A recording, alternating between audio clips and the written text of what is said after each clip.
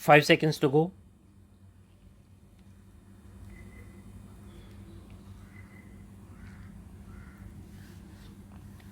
Start. The tribunal therefore sought assessment of probable duration of disability. Be that as it may, the appellants, in compliance of the order of the tribunal, convened a review medical board as directed and submitted a report.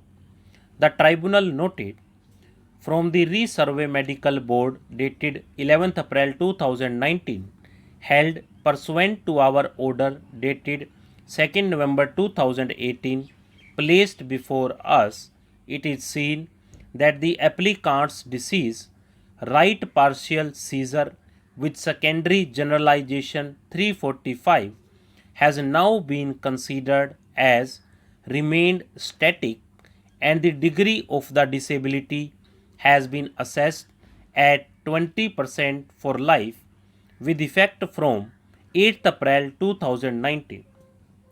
The board also assessed the degree of disability for the intervening period from 27th March 1989 and 25th March 1989 at 20%. The applicant has prayed for grant of disability pension. Significantly, even the Resurvey Medical Board did not opine that the disability, if any, of the respondent was either caused or aggravated by military service.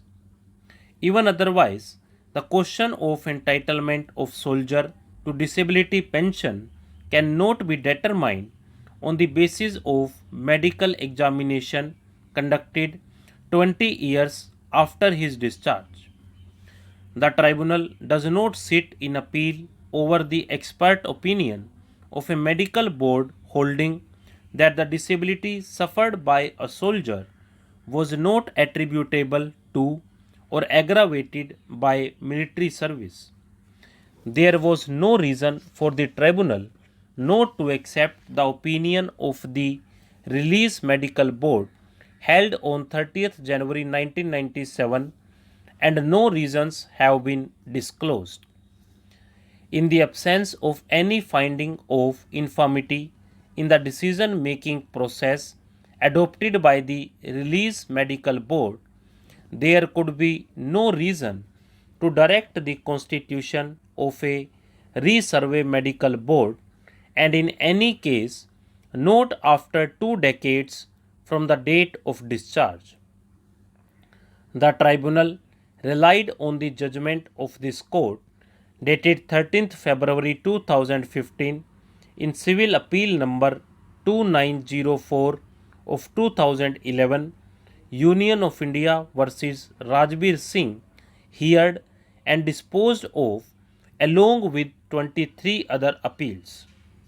In the aforesaid case, this court dismissed appeals arising out of orders passed by the Armed Forces Tribunal and upheld directions for grant of disability pension to the concerned ex-soldiers. In Rajbir Singh Supra, it was not in dispute that the respondents in all the appeals had been invalidated out of service on account of medical disability as shown in the chart set out in the judgment.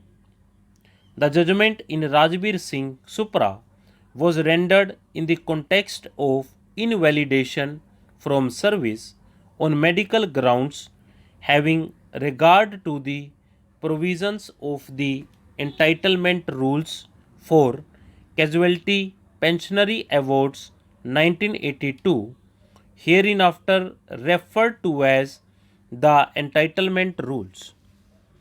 Rule 14 of the entitlement rules referred to in Rajbir Singh Supra is extracted herein below for convenience.